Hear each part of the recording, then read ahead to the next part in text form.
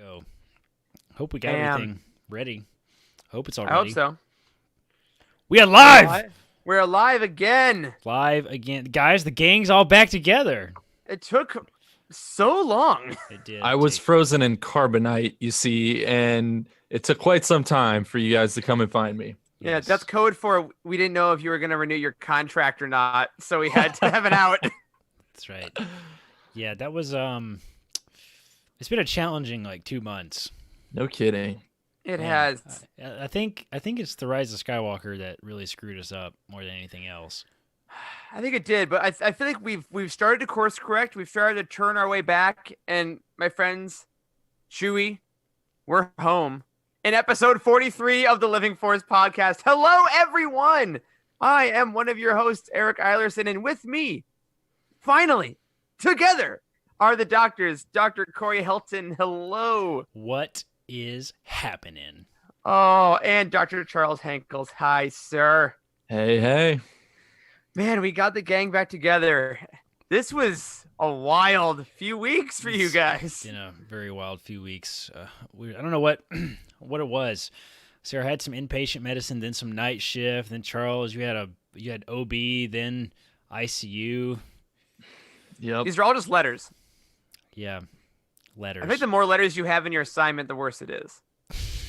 That's my medical opinion.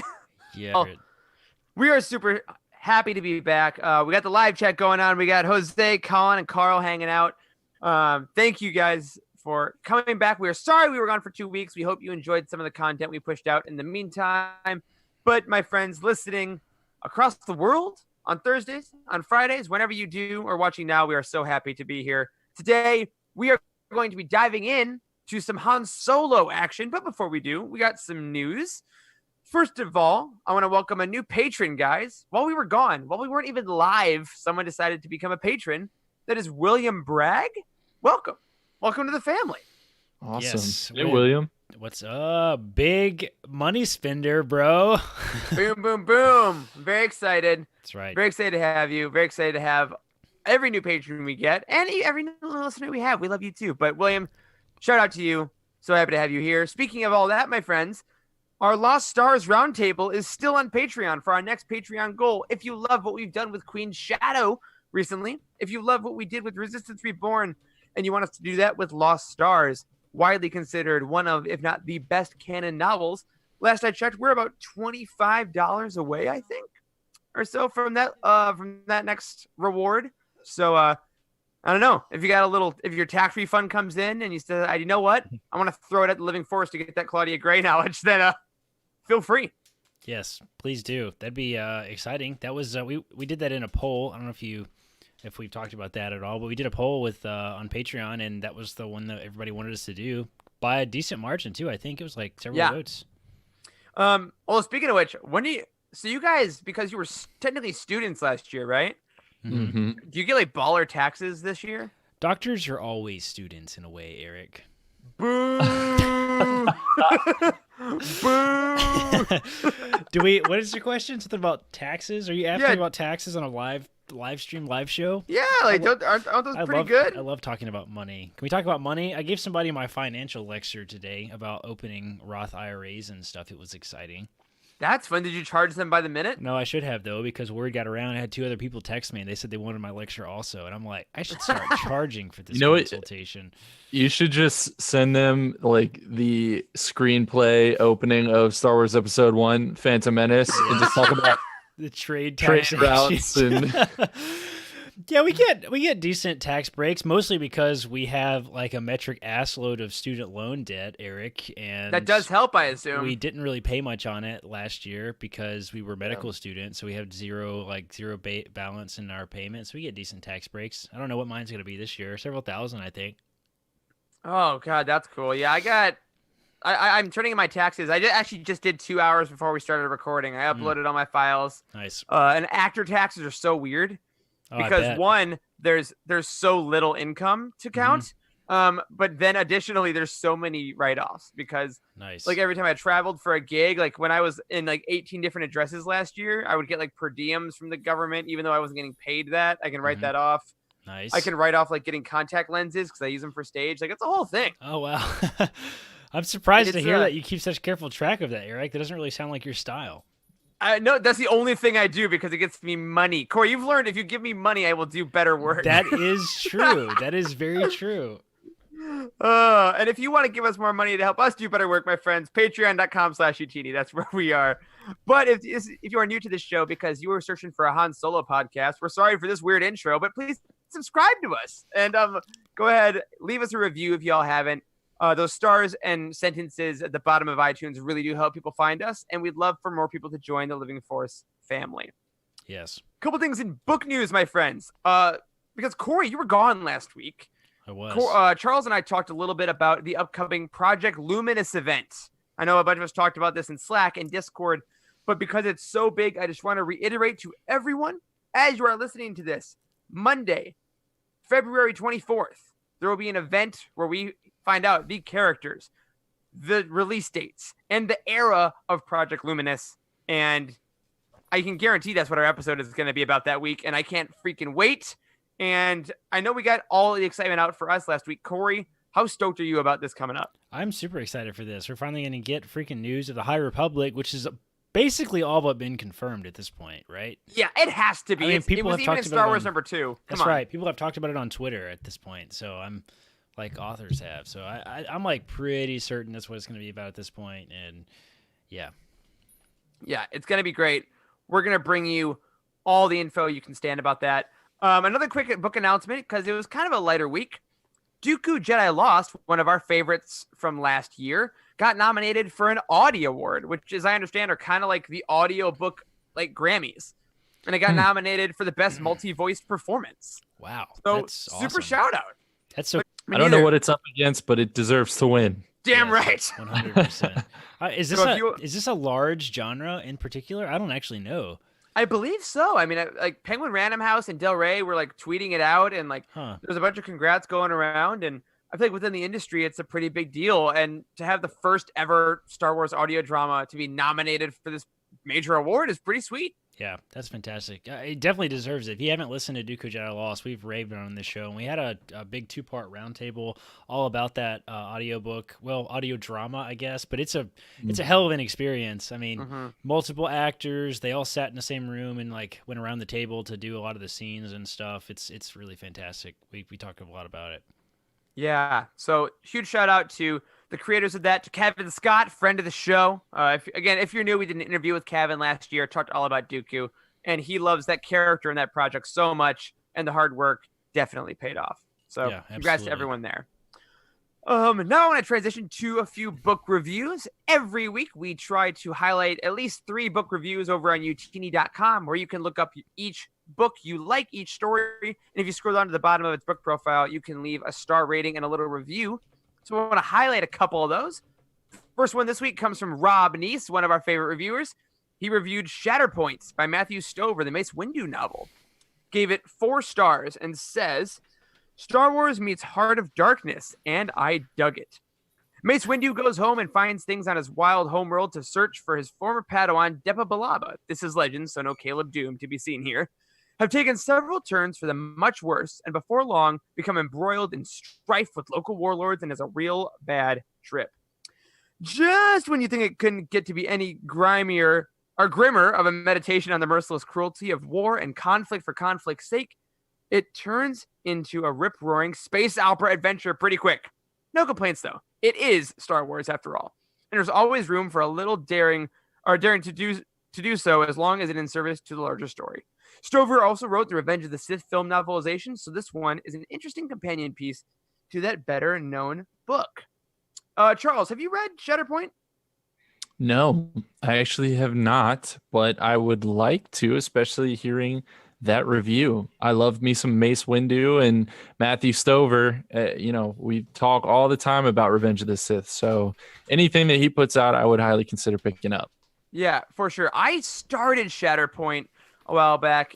And I forgot. I bought another book came out, like a canon novel, I think, right when I was reading Shatterpoint. So I never finished it, but I do want to go back, especially after Rob's review here.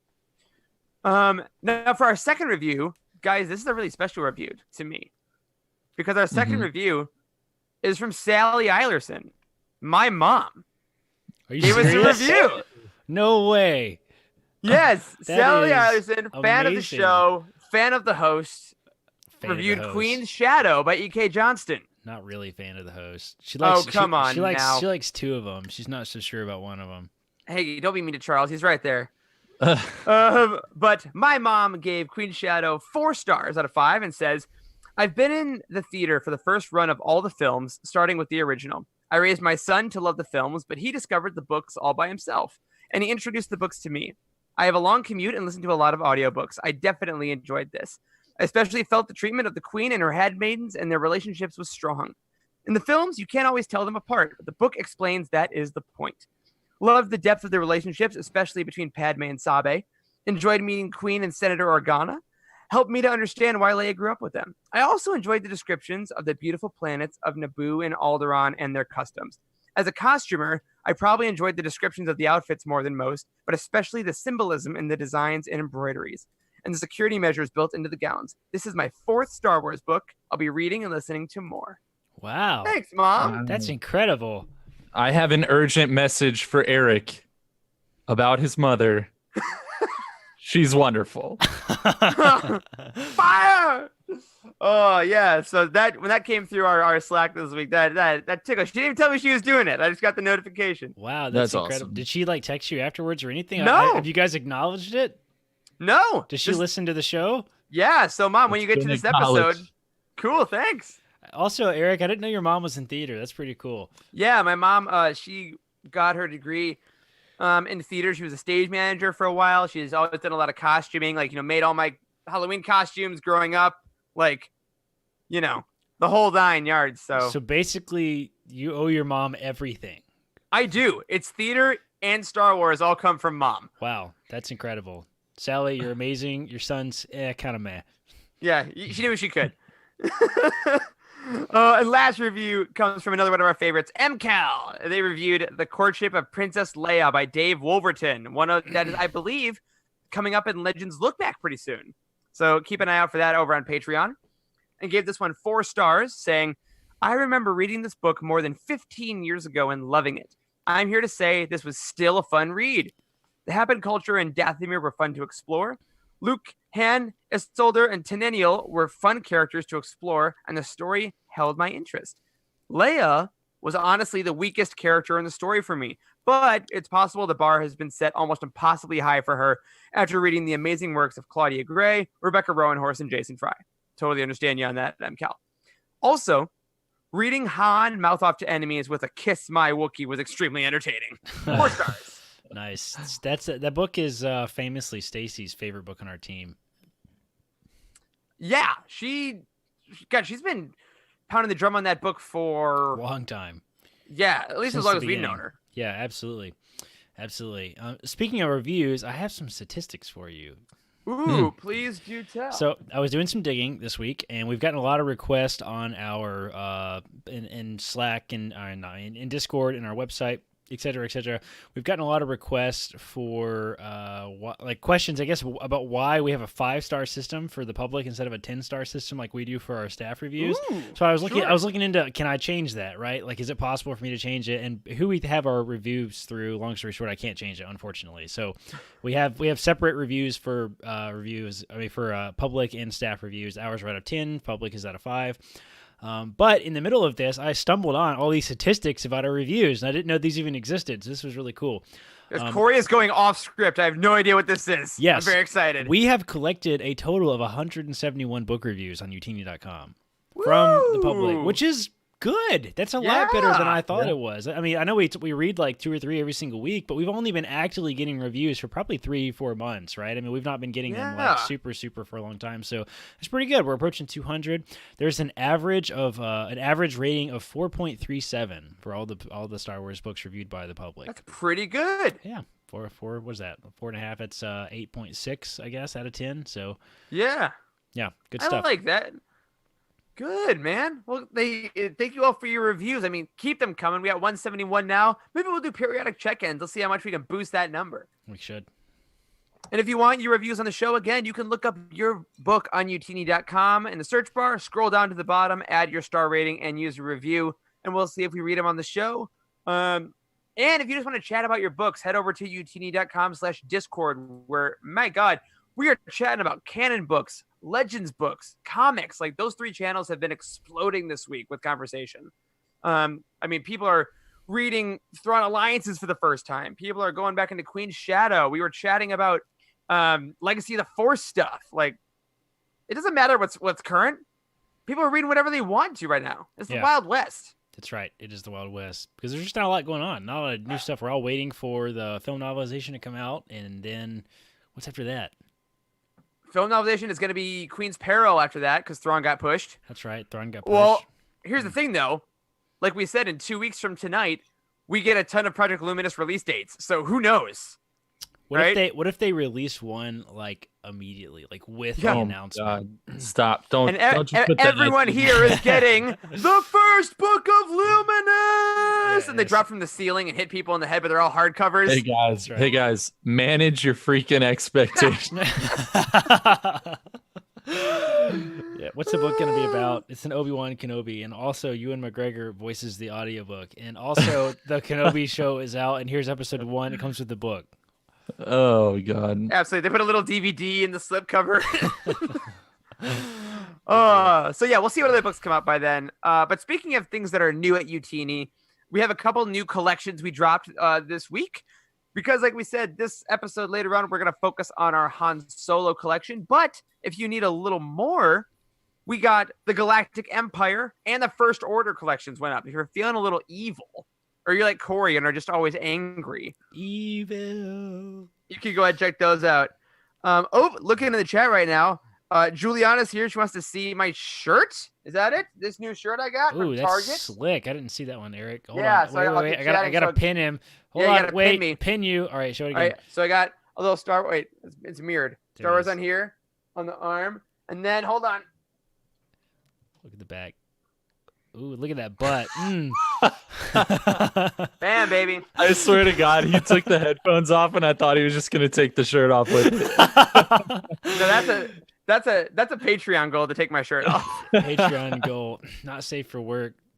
$500. That's what Twitch is for. Gets you a really low cut shirt. We'll start streaming about Star Wars. My Battlefront streams are all going to be thirst traps. Come on, you know that. Oh Jesus! But in addition to my new shirt and the new collections, the Legends Look Back episode of Splinter of the Mind's Eye is up. I just listened to that myself, and if y'all haven't listened to that on Patreon yet, oh my God, it is such a trip through one of the most insane Legends books that exist. It is. It might be the most insane Legends book that exists. I can't think of one off the top of my head that's more weird than Splinter of the Mind's Eye. Yeah, and Heather Goldman joined Freddie and Jared on that episode. So if that alone doesn't get you more excited about how insane that episode gets. Oh my God, that doesn't surprise me at all. That doesn't surprise me at all. And a couple other announcements coming soon. In the next 2 weeks, we will be doing part 2 of our Clone Wars Bounty Hunt series, where we will go through seasons 4 through 6. Sorry, if you missed our first one, we actually put that on the main feed of this show, where we went through Clone Wars seasons 1, 2, and 3. So we're going to catch you all up before season 7 drops in a couple of weeks. And finally, a little micro tease. My friends Corey and I have been talking a lot the last couple of weeks about content on Utini. We've been talking about big articles we're going to be writing, what 2020 is going to bring as far as written content. And Corey, give the nice people at home a vague kind of outlook at what they can expect from us in the coming months. Yeah, okay. So let's talk about this, I guess, from 2 different angles. From the business perspective, Utini has really grown in the last year. We average somewhere between 20 and 30,000 site visits a month, which is pretty damn good for a site that's only been around for like a year and a half. And we've only been producing content really on our website for about a year, right? So we're still under a year and are approaching really great numbers, which has kind of led us to the realization that like people stumble on utini.com as a way to get into Star Wars books now. Like it's not just a dream anymore. Like now we're actually there. We submitted applications to go to Celebration this year. That we are fingers crossed will be approved for something, whether or not it's a booth or a stage talk. We've done several different applications, but there's a lot of really cool stuff coming down the pipeline. It looks like Utini is really on the cusp of being a really awesome content site, right? So for 2020, we've really broadened our goals to like how can we really narrow down what our purpose is, right? It seems like a lot of people are stumbling on the site to get into Star Wars books for the first time, to figure out the difference between canon and legends, to figure out the best legends books, the best canon books. So we're really going to focus a lot of content based on that. We have a couple of huge 2,000 to 3,000 word chapter base sort of articles coming down the line, all about canon and all about legends. And if you're just getting into Star Wars, then this stuff's going to be perfect for you. If you're somewhere between just getting into Star Wars and are like kind of trying to look for a community, maybe you're a little active in Discord, you've read under 10 books, this stuff is going to be perfect for you. If you're a veteran, we're starting to build a lot more content to sort of help drive you into our community as well. So there's a lot of really cool stuff coming down the pipeline. Really excited about it. Eric has been doing a lot of work behind the scenes. So have I, a lot of research. We're going to do some cool stuff this year. So keep on the lookout at utini.com. I know we're always harping about that, but we're in a really good place, and we're really excited to get some things going. Absolutely. And all that content will be on the show. Totally. Yeah, I'll say it. It's going to be a lot of stuff's going to be coming to you just on the site itself. We're not going to hide it behind Patreon walls and stuff. That's right. But for our Patreon exclusive shows and things like that, that'll stay Bounty Hunt, Legends Look Back. You can join us over on patreon.com/UTN to access that stuff every single month. All right. Now, the meat of the show, my friends. The main course. That was a healthy appetizer. It was hefty. It was a small hefty. plate. A lot of business I think to take care I of. quite enjoyed We've it. been gone for a while. We have. But we want to talk about Han Solo. Very good. Thank you very much. The scoundrel himself, one of the top 3 of the OT, the man who stole our hearts once more in the sequel trilogy, and is just the scruffy, gorgeous god that is Harrison Ford. The Han Solo collection on Utini was one of the first ones we created. And if you're unfamiliar with our collections, what they are reading guides with a little summary of a character or an era or a theme, and then a bunch of books based around that theme. Because at Utini, we believe the best way to read these books is to pick what you love and then read the books about it and then move forward. So if you love Han Solo, but you're not sure quite what to read, this episode is for you. And if you've read some of these, this episode is for you to agree or disagree with us. Yell at us and tell us we're wrong. Flame us. Make us trend with your hatred. Use the dark side if you must. What did I poop on me? What did I say that one time? You want to be shit upon. Oh, yeah. I want to be shit upon. How could we forget? Oh man, just when I did forget, Corey. Thank you for bringing that.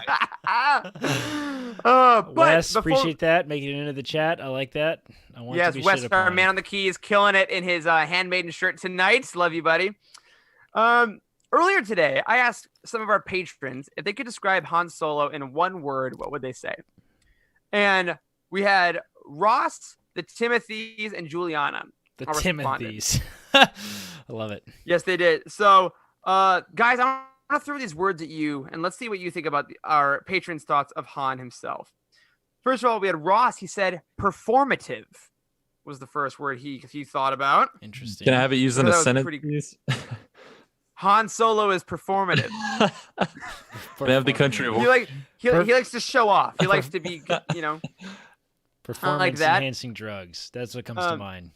Han and Solo. the Timothy, there's exactly what it was. Thank you for that, Corey. And then the Timothys said maverick and loyal. I like it.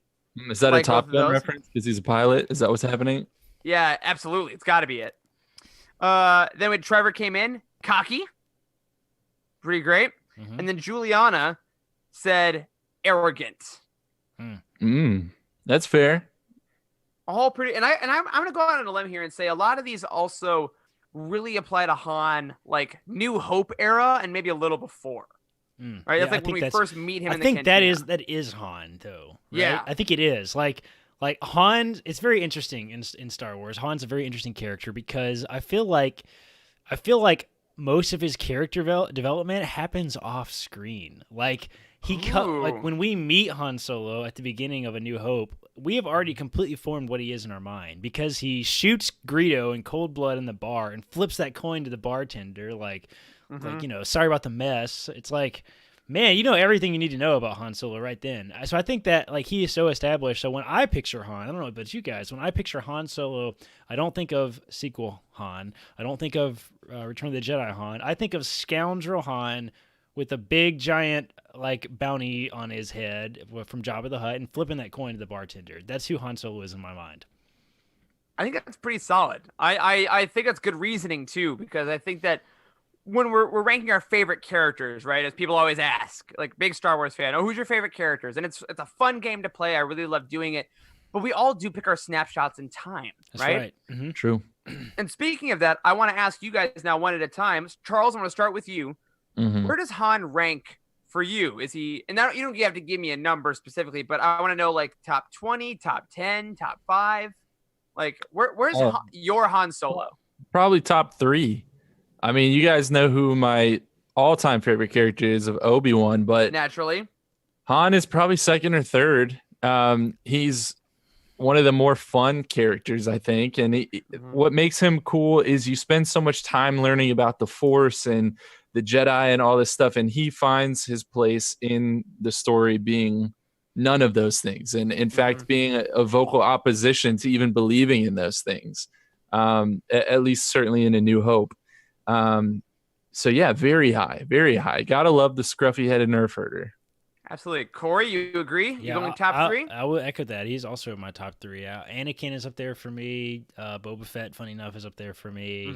But Han Solo, man, he's one of my, if not my favorite characters. I absolutely love Han Solo. In fact, when I designed the entire premise behind like reading collections in general, I think one of the things when I sent you guys, this was like over a year ago, when I sent you guys like my mock-ups, my visual mock-ups of what I envisioned this to look like and this sort of thing, like one of the collections that I didn't actually make but I had like titles and stuff for was Scoundrels, and it's this cool picture of Han Solo on it. Like so he's clearly in my mind as being a key character, not only like for the films, but also for the expanded universe. So I absolutely love Han Solo. He's a great character. He is one of the most featured and most developed characters in Star Wars Legends. Like almost every single book that takes place in the Rebellion era and afterwards, like has Han Solo in it, and he's a prominently featured character. He's one of the only sort of original characters that has his own trilogy. You got the Han Solo trilogy from Legends. I mean, he's more foundational to Star Wars, I think, than most people realize. Like when they gave him the Solo film, right? A lot of people were sort of upset about that, but like it makes sense that he got that because he's such a foundational character. Absolutely. And all this for a guy like we joked about earlier, who they didn't even know was coming back for Return of the Jedi. Yeah, you know, right. that Harrison Ford is been very open in the decades since about not being sure if he was going to continue with this crazy movie, almost not getting cast because he wasn't actually auditioning for the role in the first place. That's the biggest thing is Harrison Ford was not actually auditioning. He'd worked with George Lucas on other projects. And he was installing a door for him. Yes, he was installing a door, and then and George had him come in to like read lines with the people that he wanted to play as Han Solo. And the more that he did that, like George realized that is Han Solo. It's Harrison Ford. So he like wasn't even originally going to be in the film, but Harrison Ford is probably the reason that we got Carrie Fisher and Mark Hamill also because of their dynamic with like the actor reading. The footage that's in Empire of Dreams, the documentary of him reading those lines, is really incredible. Yeah, like Harrison Ford went from a guy who was a carpenter building doors and selling weed to a lot of celebrities. I don't know if you knew that. A lot of people say like Harrison Ford was their weed dealer in the 70s. Really? Holy crap. And then he became Han Solo. So that's amazing. He was a smuggler then. He was. For my part, I'm gonna pretty much agree with you guys. My top characters go all over the place. I mean, currently I'm really in a Luke, Ahsoka, Rey, and Ben Solo vibe for my top 4, but Han is always at least 5. Sometimes he goes into the top 3. You know, he is, as you guys said, so foundational and great. And Corey, you said your Han is episode 4, right? I think my Han, when I think of ranking him, is probably Empire Han, maybe. Interesting. Because I like that in between the, he's in the rebellion in your mind. That's where you picture him? He's still a scoundrel. But he's still not, he's still got that time with Leia in the ship, and the love story is already sinking in, and he's still loving his friends. Charles, what era is your Han in your mind? Oh, Charles, I say, what era is Han for you? Oh, sorry. I You're was all cutting good. out there. All good. Um, what era is Han for me? I probably Empire as well, just because I feel like that's when we get the most development of him. We see him kind of make that transition fully. That I think he starts at the end of A New Hope Hmm. of not living for himself, but rather living for something bigger than himself. And we see that with his dedication both to, you know, Luke as a friend and Leia as a love interest, and then to the rebellion as a whole, just as a hero and a general. And we see him be someone who will sacrifice himself for his friends, which I think is probably not something that you really would have expected coming out of just watching A New Hope. Oh yeah, and I mean, you say you mentioned the sacrifice. I think one other cool thing about Han is that you think of the biggest moments in some of the trilogies, and a lot of them are based around Han. I mean, it Episode 4, it's the Millennium Falcon swooping in and saving Luke. In Episode 5, it's I love you, I know. Episode 6, he's leading the entire ground assault, and you get the giant skiff battle where he's like Boba Yeah, Fett, Boba Fett. Like, I there's know. so many things based around Solo, and of course his death in Episode 7. Like, some Yeah, really excellent things. very interesting. So you can see why he's such a beloved character. Our friends in the chat, we're going to take a quick second here, refill on some drinks if we need to. We're going to take a quick break. Our friends on audio are going to get a cameo. And when we come back, we're going to go through our Han Solo collection. We're going to lightning round some books, tell you if you're loving the Scoundrel as much as we are, here's what you need to pick up. So we will be right back in just a couple minutes.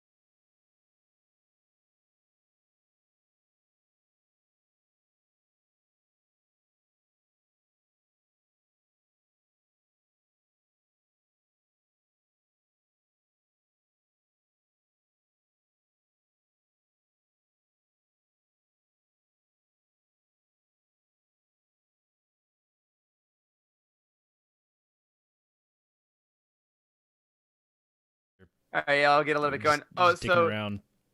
You guys may know that's why I live 40 miles away from where I work. Look how blurry. Is Wes blurry to you guys? Or am I losing my mind? Yeah, you're a little blurry. What is Hold on. happening? Oh, There wait, he is. There he is. Wow, how did Oh, you? that was. How the hell did you do that with your It was hand? the focus. It's Oh. the Force. Okay. Yeah, so I've been Star drinking Wars the thing. It's Stone. Force. Exactly. I've been drinking the Stone IPA, which is all badass and awesome, and now I'm switching to this rosé cider. That's also delicious, but they're just like it's a demon and then like a pink bush. And it's like, I feel like pink this is bush. like a representation of Anakin's pull between the light and the dark with alcohol. Yeah. I'm the chosen one. Deal with it. That's gonna be good for your Rosé gut and later a- tonight. Oh yeah, Yep. probably. As always, all y'all that are watching live, hi, welcome back. This won't be in the audio on later this week. This is just for you. Just for you. We love you guys. Hope everyone's doing well. We've been Wes has been doing awesome in the chat, talking with y'all. We're observing. I'll call a few y'all out here. Let's see what we got here. A lot of Empire Han is Han from Jose. Mm-hmm. Thank you. Empire Han Pecan from Rob. I think that's Rob. I think I remember for the last time. It's Who is- Mexican DNC 79. I think that's Rob. Okay. Carl, what's up, buddy? Timothy, glad you're liking it, dude. Yeah. Man, Active chat tonight. It's been good. very active. All right, we want to jump back into this. Yeah. Let's Joe. All right, do it. so on the edit here, Matt, hey, buddy. Thank you so much, as always, for all this. And we're going to bring us back live in just a sec. And we are back with the Han Solo Spectacular after that clip. It's pretty good. Pretty happy with it. Decent quality. It's fine. You know, what are you going to do? What are you gonna? Not do? everything can be Parasite and win a bunch of Oscars and make everyone happy. That's true. Yeah, by the way, shout out to the Oscars this weekend. That was a fun little ceremony. If you haven't seen Parasite, watch it. We are not sponsored by them. It's just a perfect film. All right. So before we left, everyone, we were talking about Han Solo, our boy, how much we love him. And now we're going to go into our Han Solo collection. As we Let's said do previously, it. over at utini.com, if you go to utini.com/collection, you will find some reading guides. And one of those by character is of Han Solo. So we have 9 books here. We're going to briefly go through the info on each one. We're going to summarize them a bit, explain why they are in the list. Now, at this point, I want to kind of head us off at the beginning by saying there are books about Han that are not in this list. Right. All right. As Corey said earlier, Han is one of the most prolific characters in all of Legends and canon. Mhm. And if we were possibly trying to fit everything that he was in this list, it would fit up the entire website. That's So, right. And that's not the point of collections, right? The point okay, of Corey, what is the point? Yes, so the point of a reading collection is to, like, we get the question all the time, like, what should I read next? Okay, like, and you see, if you go on Reddit, you'll find questions about, like, I really like the Old Republic. Like, what are some books that I should read that take place in that era? And as opposed to just jumping on the timeline and just picking a book at random, like, we have essentially curated a reading list based on some of the best content around themes, characters, eras, etc. Right? So that's what this Han Solo collection is. We have 9 books here that we kind of consider, we've looked at really carefully, basically all the Star Wars books that feature Han Solo, and done our research and analysis to essentially decide that these 9 books is probably the best content that we would recommend to people read if you like Han Solo. Is there other stuff that you can read if you like Han Solo? Sure, but like if you've read all, you probably shouldn't touch any of that content until you've read these 9, right? Because this is the best content. Not only the best, it's the highest rated. Like there's a lot more that goes into that, right? Like these are the most important for the expanded universe. They're the easiest to read and get through. They require the least amount of knowledge, I guess, about the big picture of the expanded universe, right? So there's a lot that goes into what Star Wars book should I read, rather than just like which ones do we think of our favorites, right? Like, in fact, there are frequently books in collections that are not our favorites, but they fit into that explanation a little bit. If that makes sense at all. Precisely. And on that note, Charles, I want to give you the honor of starting off this Han Solo collection chat because the first book on this list is pretty special to you. So, What book is that? what book is that? Charles, if you had to pick one book that's on the outline you're not looking at, that is maybe the number 1 book we would have put about Han Solo, what would it be? I don't know. I haven't read much Han Solo. I assume we're talking about the Paradise Snare. You better believe it, baby. It's the only place we could start, guys. It's the only place we could start. It's where I actually started my entire Star Wars adventure, reading adventure, that is the first book that I ever picked up. And it is one of my favorites to this day.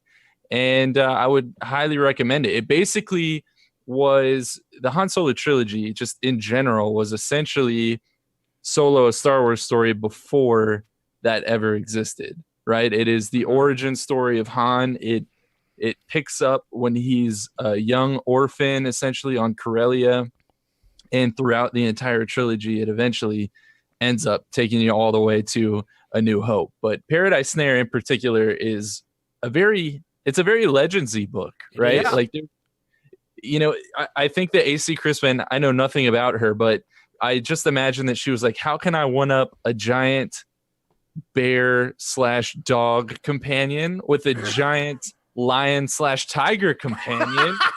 And that's what she did. Murg is one of the greatest. He is like the pre-Chewie, if you will. He's a giant lion tiger man thing. It's on the cover. We've talked about that before, I think. Yeah. Yeah, we have talked about him before.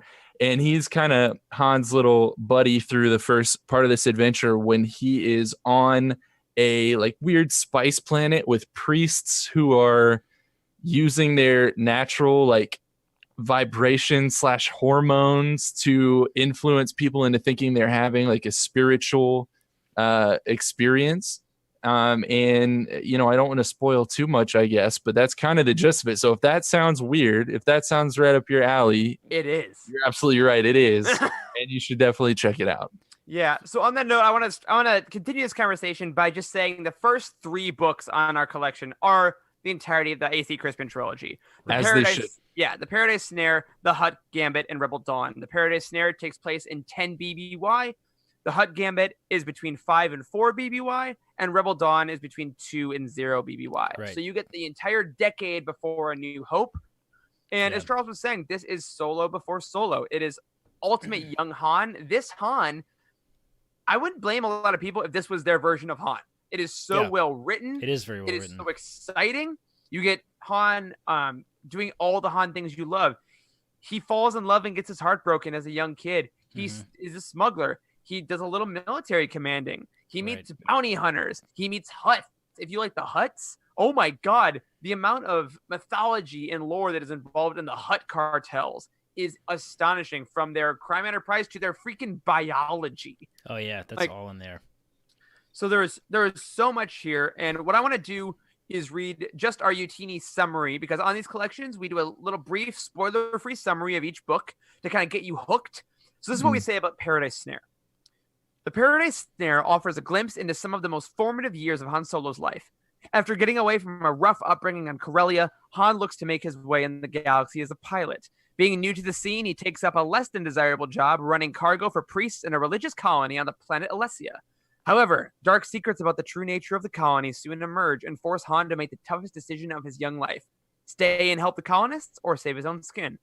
AC Crispin pens a beautiful story with this novel that offers a rich, rewarding insight into Han's earliest years. It's one of the deepest dives you can take into the history of Solo. As the book progresses, readers will note more and more familiar characteristics of the galaxy's scruffiest nerf herder. Like, best place to start, maybe in all of Legends. That's my hot take. It's not. I don't even think it's that hot of a take. In fact, we have debated pretty hardcore about including the Han Solo trilogy in our foundational 5. Right? Like, we have the Darth Bane trilogy in there. I think that sort of takes precedent over the Han Solo trilogy. But there's a lot of argument to be had for placing this trilogy in the foundational the foundational books, which, if you're unfamiliar with that, those are the first books we always recommend you read on utini.com, or the foundational 5, right? And so if we ever expand that collection to like a top 10, maybe I would find it difficult to believe this trilogy would not be in the top 10 books of all time. Like, I mean, they are unbelievably good. They do a lot of backstory explanation for like lines and dialogue that's in the films. Like, so for example, like Han Solo says hokey religions and ancient weapons are no match for a good blaster at your side. And there's a lot of weird backstory stuff that goes into Han's experience with quote unquote hokey religions and mind control and other weird stuff. And it's cool, man. It's really, really good. I specifically of all the books that I've ever read, I mean, I haven't read this book in probably 15 years. It's been a really, really long time. And of all the books that I've read, I can still remember very small details about this trilogy. And they just have that big of an impact on you. And like I think they come to mind first for me for Legends books that are very, very good, almost more so than any other books. Absolutely. So that's our first three. And a little hot take of our chat here. Timothy Dunlap says, personally, I would have to say the Solo Trilogy is greater than the Darth Bane trilogy. Just me, but maybe. So it's definitely in the running for that in terms of quality. Now, number 4 on this list. Corey, I want to throw this one to you because this book is by one of your favorite authors in Legends. It is Scoundrels by the one and only Timothy Zahn. That's right. So this is going from young Han into a Han that you were talking about earlier. So tell us a little bit about why Scoundrels is on this list. Yeah, so Scoundrels is cool for a couple of reasons. One, because it's one of the first books that we included in our book boxes on UT UEC, and we sold subscription boxes, right, for the books. We included Scoundrels. Scoundrels is really interesting. It's a newer book. I think it came out in, I don't know the exact date. I think it was in the 2012-ish. Yeah, something right. It was like very close to the very end of Legends era, right? Written by Timothy Zahn, a very well established Star Wars author at this point with his Thrawn trilogy. He's written some books. Yeah, obviously made him famous, and it's a very Ocean's 11 Star Wars type of book. It's got some really cool twists. The sort of last couple seconds of the book reveals a pretty big twist that is a little bit of a mind-blowing moment, a little goofy in some ways, but also it was really entertaining. And it's basically a casino heist is what the book is, and Han Solo kind of takes the lead. A lot of really cool Legends characters in there. You got is it Ice or Winter? What's her name? Winter. Winter is like Leia's personal bodyguard, aide, kind of like a handmaiden for Princess Leia, which is pretty cool. A little bit, yeah. Yeah, who's like she's got like an eidetic memory or something like that, so she knows all these details. She's really good at reconnaissance and kind of playing the spy role. A really great character, really important in a lot of Legends stuff. It was really good to see that character brought back. Scoundrels is really good. You guys have read that one, right? Yeah, absolutely. Yeah, I read this one last year for the first time, and Ocean's 11 in Star Wars is a perfect way of describing it. To quote our guide here, we say, Scoundrels is a classic heist story involving none other than Han Solo, Chewbacca, and Lando Calrissian. After Han's reward for helping the rebellion at the Battle of Yavin is stolen, he finds himself in desperate need of credits. So when he is approached about a job stealing back hundreds of millions of credits from a crime lord on the planet Wukar, he jumps at the chance. However, more than a few twists and turns along the way threaten to derail the entire operation and leave Han wondering which of the people standing by his side can be trusted. I mean, classic heist. Yeah. Classic heist. Ocean's 11 is also, by the way, like probably the best heist movie that's ever been made. So to say that, let's go Ocean's 11. Yes, it's like to say that this is Ocean's 11 Star Wars edition is pretty accurate. I mean, it's very good, very, very good. So a solid read, especially if you're a fan of Zahn's writing style. He is kind of at peak Zahn writing. There's a lot of description, a lot of technical elements, especially with all the like slicing technology they get into. So very, very cool Han, especially if you want that right after New Hope, where he's kind of a good guy, but still is in it for the credits. Excellent character That's a good way to put it. All right. On to book number 5. I want to take this one because I freaking love this book. This is Most Wanted by Ray Carson. And this is, I feel like, one of the quietest big stars in Star Wars, in the Star Wars book world, because everyone I talk to that's read this book freaking loves it. This is the book of young Han and Kira. So this is canon. Takes place before Solo, a Star Wars story. And one of the reasons I want to start off with it, from my point of view, is that this is the only book I've ever read in one sitting. I got on a plane, I started it, the plane landed, and I closed the cover. Holy crap, I didn't know that. Yeah. Wow. It sucked me in that much. I mean, this is, Alden Ehrenreich Han, Amelia Clark, Kira. It is their voices. It is them on Corellia with the White Worms and all the guys from the beginning part of Solo. So if you saw the movie and you're like, I really want more of that era, that's kind of what this is. And I freaking am obsessed with it. Oh my gosh, you guys are laughing in silence. I don't like it. Guys, I was getting all excited. Now they're being weird. Wes just dropped in the chat, said Corey stroking his mustache with the Millennium Falcon bottle opener. This is the content you can only get from doing live. Nobody else can see that, I don't think, Wes. All right, visual Easter egg. Corey was stroking his mustache. It's not much. It of a was bus me. rush. I apologize. I got distracted. That is not what I most want.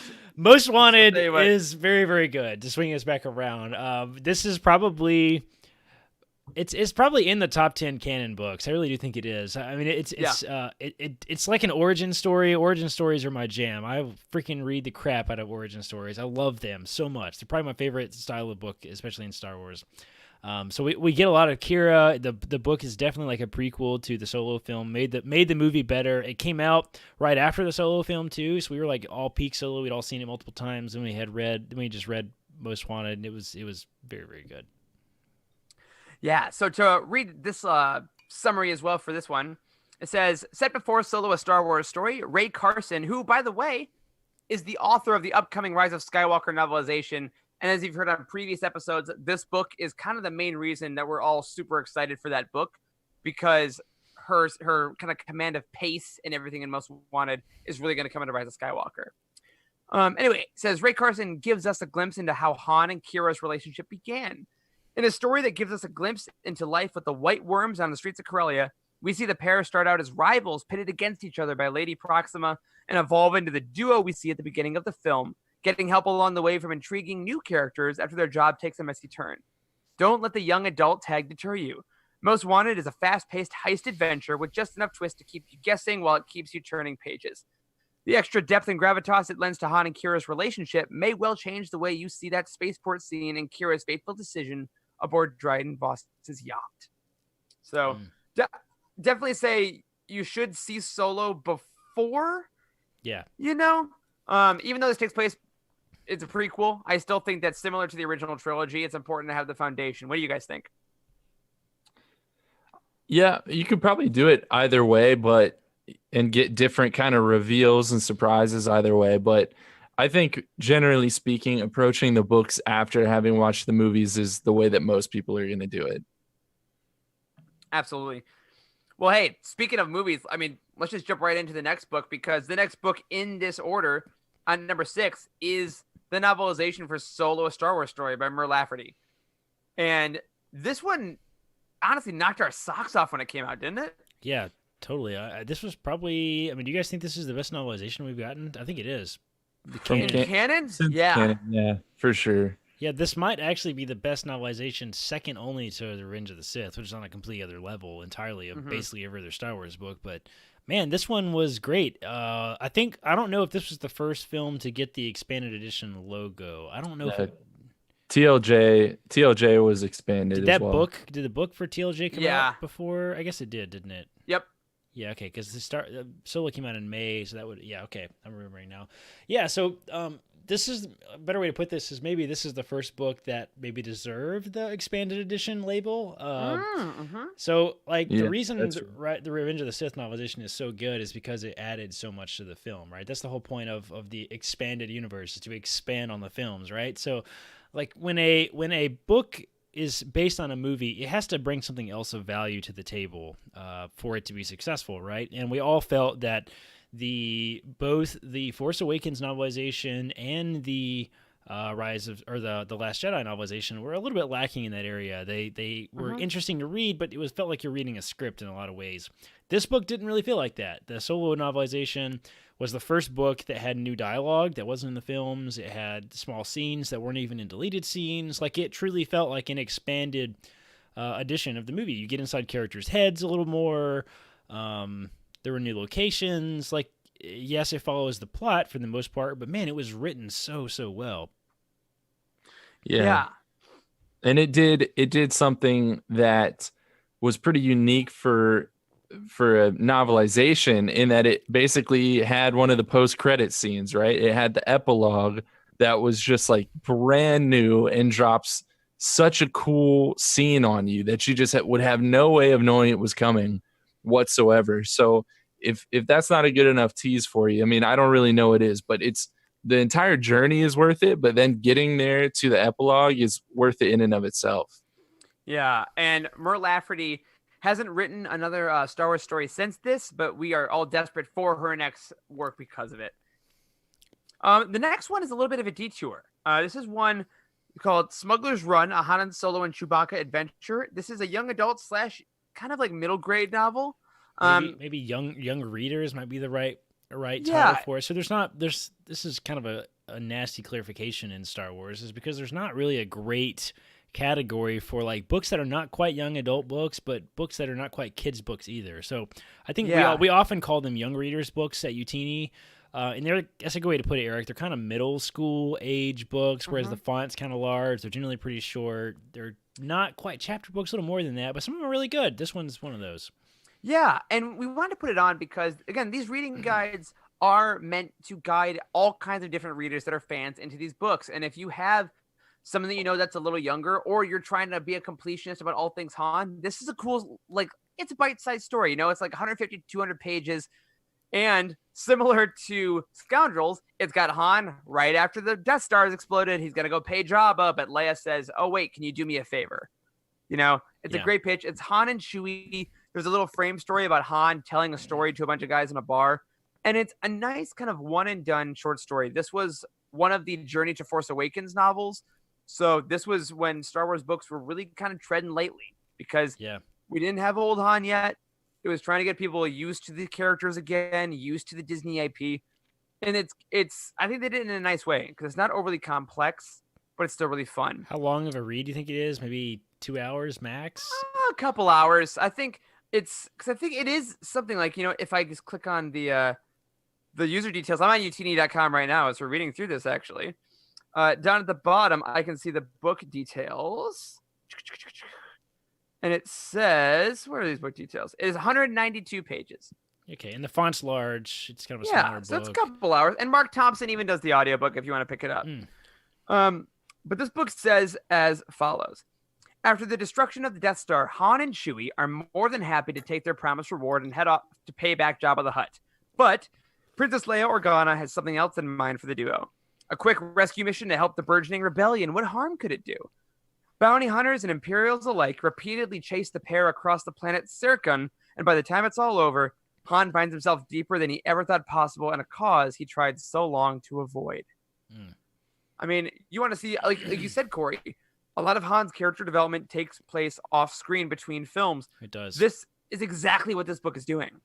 Yeah, a funny thought just occurred to me, too, that I want to share with you guys. Have you guys thought about literally just how many stories, both canon and legends, we have of Han Solo, like, trying to get away from the rebellion after A New Hope? There's many. There's like a crap ton. There's like 2 or 3 in the comics. This is canon too, by the way. Like 2 or 3 in the comics where he's like trying to do something, then like something pops up, and he's like trying to get away, and it's like, hey, no, we need you to go rescue this person real fast. If he could have just Venmo'd Jabba the Hutt, he would have been fine. Yeah, did not have like you know, internet bank transfers and space? I mean, Jesus, like seriously, can't the banking clan wire something? I don't know. But it happens a lot. But there's like multiple short stories. There's multiple comic series. All of Han Solo like getting ready to get on his ship to drive to Jabba the Hutt to deliver the cash that he has, and then something pops up and he doesn't get to do it. Like, it's no wonder freaking Empire Strikes Back. He's like, "Listen, General, I just got back from my mission, but I got to get the hell out of here before something else happens." And the freaking Empire shows up. It's been years. I've been trying to leave here for so long. Oh my God. Yeah, it is a weird trope, and I guarantee it is not the last we've seen of it. A funny, interesting comment here in the chat. It was from Wes. All right, Greg Rucka also wrote Guardians of the Wheels, which is also a fun read. Yeah, that's very true. Yeah. Very true, Greg Wes. Rucka is, many people might know him more as a comic reader. He's done a lot of work at Marvel and DC. He's done a couple novels of his own. But yeah, he jumps into Star Wars every once in a while and does these kind of smaller stories. So really love Greg's work. Guardians of the Wheels is another short read like that. That's really good. Yep, with Chirrut Imwe and Baze Malbus, if you need some Rogue One love. All right, we're on to our last two, everyone. This next one, number 8, is by one of the upcoming Project Luminous authors, Daniel Jose Older. His first jump into Star Wars with Last Shot. This is a book that came out right before Solo. It jumps between a bunch of different time periods. It's a Han and Lando novel. It even says so right on the cover. And it takes place with young Alden Ehrenreich Han. It has old Han being a father. It has Lando being a little older. It has Lando being Donald Glover's age with L3. It basically gives you a primer for all the characters you're going to see in the Solo movie and shows us kind of the evolution of Han within one book. But this is a little more of a controversial novel for some people. Controversial. Yeah. Yeah, I would agree with that. A lot of people were kind of turned off by the jumping around pacing, but I think this is another one of those fun books that would be good for us to eventually come back around to, guys, 100%. because we didn't. I wouldn't even say we even had mixed feelings about the book necessarily. I think we didn't. Just to be clear, we all kind of liked it a lot. Yeah, we actually did like it a lot, but we also recognized that the pacing was a little off in places, and the jumping around between chapters was going to be confusing for some people, but we didn't really care that much. But this book, weirdly enough, for me, is one that I feel like I remember more fondly in hindsight than I necessarily had the experience of reading. that's true. Like when you get to the end and you have the full picture of all those different timelines in your head, like you can really have an appreciation of it. But I think every time you switch from one timeline to another, you feel yourself, saying, oh, but I want to know what was going to happen next in that last part of the story I was getting, which is really a good problem, right? That means you're invested in all of them. But it really is a high quality novel. And I also want to say the cover, the reversible dust jacket, where you can have the Han Solo outline or the Lando outline, like that's the kind of stuff that I really love. We get all these convention specific covers and things that you have to be the right time and place to get your hands on these things. We see a lot of the international covers that are just like breathtaking. Brazil. Yes, Brazil's covers are freaking out of this world. I don't know how. Always. But yeah, these are the kind of covers that I would love to see them start putting out. The Queen's Peril cover that's coming out soon, I think, is kind of the same caliber. Yeah, totally. Now, question for you guys. On your shelf right now, what is your last shot book? Is it Lando or is it Han? Oh, man, I'll have to look. It's Han. Mine's Lando. Wait, I lied. Mine's Lando. Mine's also Lando. Yellow and blue. All three of us. Which are both beautiful, but we love that Donald Glover Lando. That's true. To read us our summary for this one, it takes place between 10 BBY and 7 ABY, so spanning a lot of years. When a common foe from Han and Lando's past shows up on the latter's doorstep, the recent hero of the rebellion and new father to Ben Solo must run off once more to save both his friend and possibly the entire galaxy.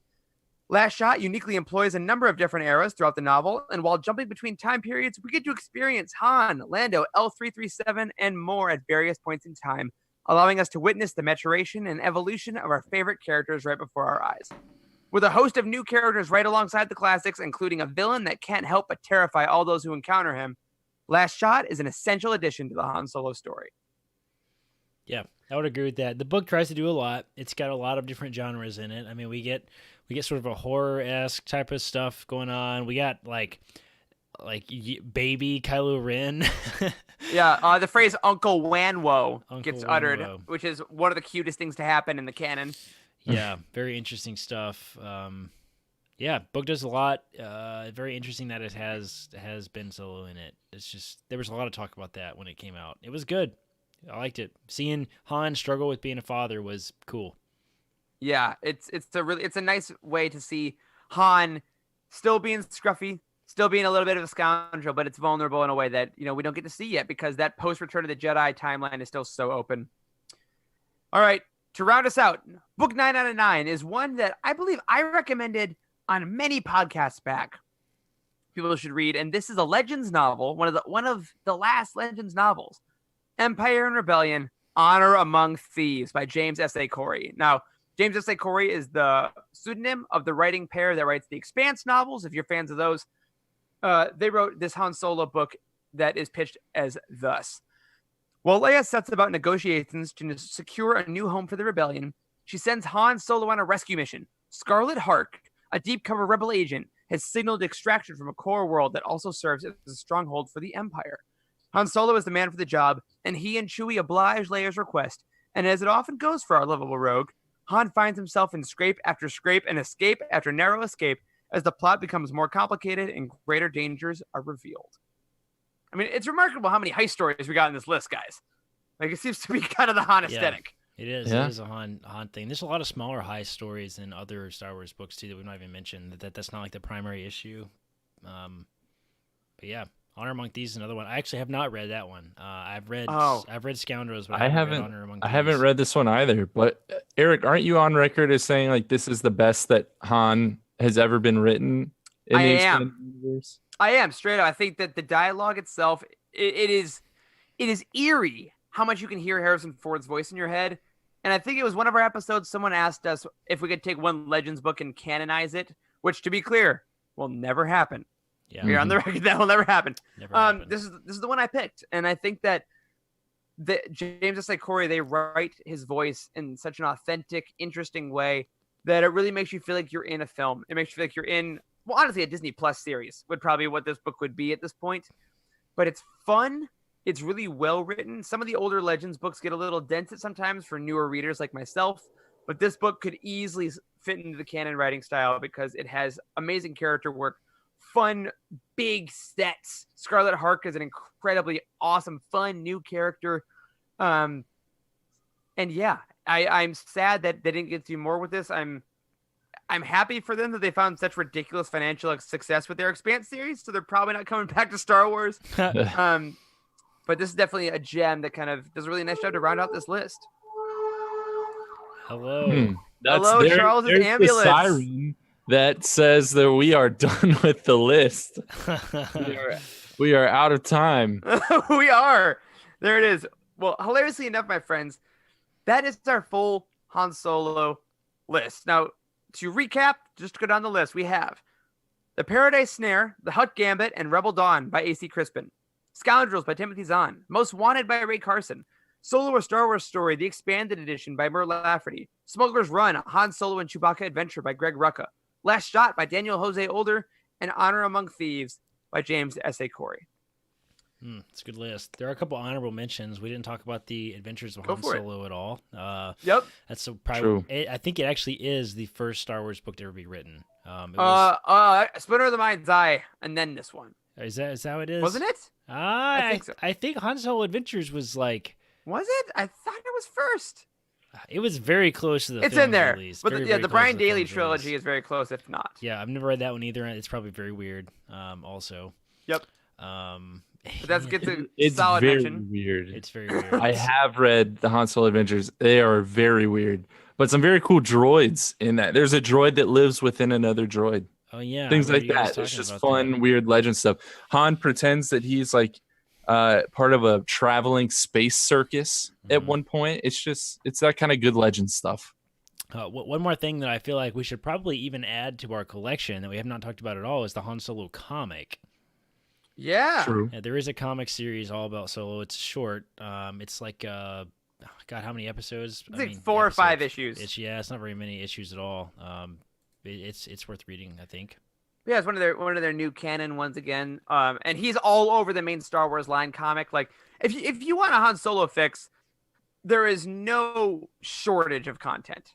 You know what I mean? Like, you can find him wherever you want. But if you take these 9 titles and you just want to kind of get your bare bones Han fix, this is where you got to go. You can bounce around each one. You can pick one or the other. And regardless of what you decide, we want to hear what you love. Like, seriously, we want you to go on Utini. I want you to go to their book profile. I want you to give it a 1 to 5. I want you to tell us what you loved and what we got wrong on this one, because that's kind of the point about this whole book club or website. I said book club because what it feels like, honestly. We love you guys reading these books, and we hope that if you go through this Han Solo collection, you will feel that you know Han just a little bit better. Any final thoughts on our glorious smuggler Corey or Charles? I don't think so. There are definitely a lot of must-read books in here. If I had to pick, there's a reason that we chose this as one of our first collection. Our first collections episodes to talk about. Han Solo is a really important character, and I think that these books are must-reads. Absolutely, especially the trilogy. Yeah. Final thoughts. Han is so endearing because he's what we all want to be. He's super cool and just has swagger, but at the same time, he's a good dude, right? Like, he is not, he's not a wolf in sheep's clothing. He's a sheep in wolf's clothing. Like, he runs with the baddest of the bad, but at his feet, he has a gold heart. And he proves that through and through. So I'm sure any one of us would love to be like Han, and that's why we are so excited to keep learning about it and keep reading about him. No question. And Rob Nietzsche just put in the chat, he said, I think the Han Solo adventures are for me what the Han Solo trilogy by AC Crispin is for you guys. Oh, strong and that praise. is the beauty That's of the awesome. EU. Yeah. Because everyone gets books absolutely. for them. Everyone Absolutely. gets their different Han, and we Yeah. all love it. Looks like Wes. Find your And then- IG88. I was gonna say, Yeah. looks like Wes has also clarified for us the Han Solo Adventures were released in 1979 and 1980, which makes them the first non-movie Star Wars books published, except for Splinters in the Mind's Eye. So you're right, that does beat it by a short period of time. But I knew they were very early. Man, their covers are weird. The original covers are super weird. Oh, Yeah. yeah. We know what that means. At one point in time, Splinter of the Mind's Eye was a top 3 Star Wars book. Oh my god. I stole that joke from Jared. He said it on the Legends Look Back episode on Splinter of the Mind's Eye. Last minute plug for that show. It was tremendous. Maybe we'll do the Han Solo adventures someday. We should get on that. But my friends, my listeners, my compatriots, that will do it for this week's episode of The Living Force. If you're new to this show, don't forget to subscribe to us wherever you get your podcasts and tune in every single week to hear us at Utini talk about the Star Wars Expanded Universe. If you want to buy some of these amazing Han Solo books and you want to help support this show, look up the book or collection on Utini, click the Amazon link on the profile, and we'll get a few cents to help keep the lights on. If you want to help us out more directly, we are on patreon.com/Utini, or we're on TeePublic, where you can get our first wave of t-shirts and our most recent We Are Brave, Your Highness Padme shirt. If you are an Inquisitor tier or up, head over to Patreon right now to join us for Aftermath, our exclusive after show hangout.